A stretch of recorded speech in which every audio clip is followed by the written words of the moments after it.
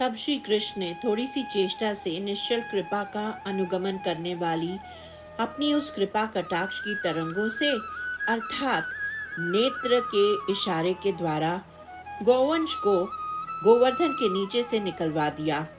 सर्वांग सुंदर स्निग्ध त्वचा युक्त गायों के झुंड आठों दिशाओं से चमकदार गोवर्धन के नीचे के गर्त से बाहर आ गए थे। बाहर आए गोवंश की शोभा अनेक प्रकार से हुई। कुछ लोगों को वे समूह पाताल लोक से बाहर निकलने वाले अनंत शेष के विशाल फन जैसे प्रतीत हुए। कुछ को अंधेरे के डर से गुफा में छिपी हुई चांदनी जैसे लगे और कुछ जनों को गिरिराज के सिर के ऊपर विराजमान उलझी हुई जटा से निश्चित प्रकाश जैसे लगे। तत्पश्चात कृष्ण ने अपने सुहृद सखाओं को संबोधित किया। मेरे प्रिय सखाओं, अब बाहर जाओ और मैं भी तुम्हारे पीछे पीछे आ रहा हूँ। कन्हैया की बात सुनकर गोप सखाओं ने जोर देकर कहा, हम तुम्हें यहाँ अकेला नहीं छोड़ सकते। यह बहुत भारी और भयानक है। तुम पहले जाओ। हम अपनी शक्ति से गिरिराज को अपनी लकुटियों पर धारण करते हैं। फिर उन्होंने अपने हाथ ऊपर उठाए और अपनी गाय चराने वाली लकुटियों से गोवर्धन धारण करने का संपूर्ण प्रयास करने लगे। तब गिरिधारी कन्हैया ने मुस्कुराते हुए पर्वत के भार का एक छोटा सा अंश उन वाचाल सखाओं के ऊपर डाला। भार डालते ही वे सखा असहाय होकर भूमि पर गिर पड़े। उसी समय अपने स्थान से हिले बिना श्री कृष्ण ने तत्काल ही अपने दाहिने हाथ से उन सभी को अचिंत्य रूप से उठा लिया। चूंकि श्री कृष्ण अभी भी गिरिराज के नीचे थे, इसलिए कोई भी उनके बिना नहीं जाना चाहता था। इसलिए श्री बलराम ने व्यक्तिगत रूप से इस स्थिति को संभाला। श्री कृष्ण के व्यक्तिगत शब्दों से प्रेरित होकर अंततः ब्रजवासियों ने भय त्याग दिया। प्रसन्नता पूर्वक मुस्कुराते गाते और अपने वाद्य यंत्र बजाते हुए वे उत्साह पूर्वक गिरिराज के नीचे के सुंदर अस्थाई नगर रूपी गर्त से बाहर आ गए। जैसे ही हर्षित गोपियां गिरिराज के नीचे से बाहर निकली, उन्होंने श्याम सुंदर पर घूंघट के भीतर से ही कटाक्षपात किया। वे कटाक्ष दिन के समय भी दिखाई देने वाली चमकदार रोशनी की किरणों की तरह थे, अथवा किसी पर्वत के नीचे अमूल्य रत्नों से निकलने वाली चमकदार किरणों की तरह थी, अथवा नागराज के फन के ऊपर विशाल मणिक की दीप्तमान चमक की तरह विराजमान थे।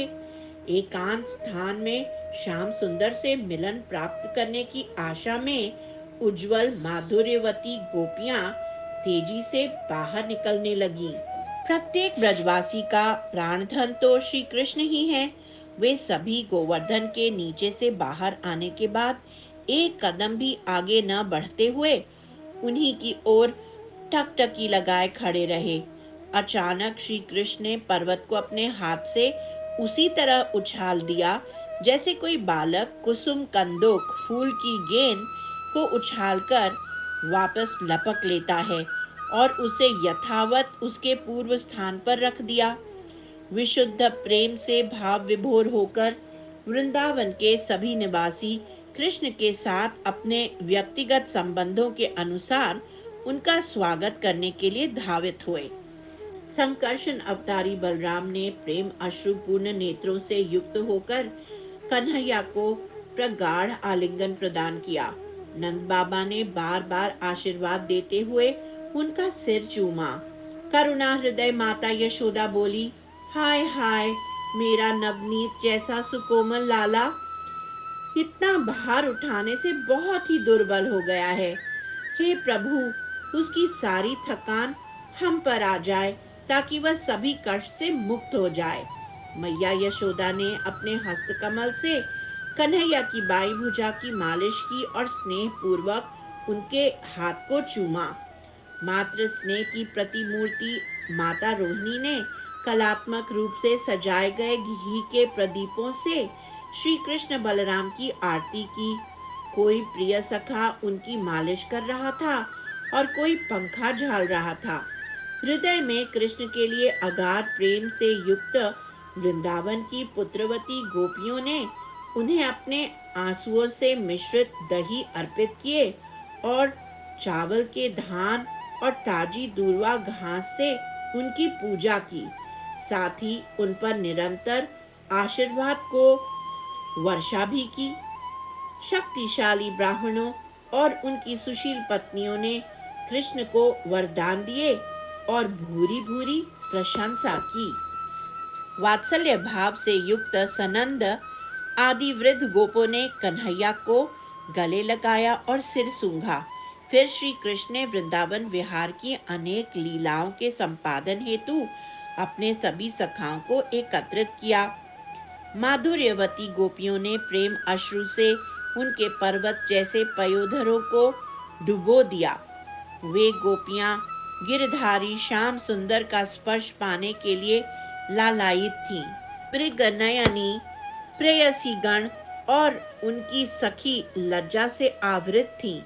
यद्यपि उनके हृदय शुद्ध प्रेम से भरे हुए थे, तथापि उन्होंने प्रेम युक्त कटाक्ष और चमकते सुंदर मुख कमल से श्री कृष्ण और श्री बलराम की नीराजन आरती की। जैसे ही गोपियों ने श्री कृष्ण और श्री बलराम को मन ही मन हृदय से लगाया, उनके अधर ओष्ठ मधुर मनमोहक मुस्कान से खिल गए। गिरिराज धरन की जय, गिरि गोवर्धन की जय।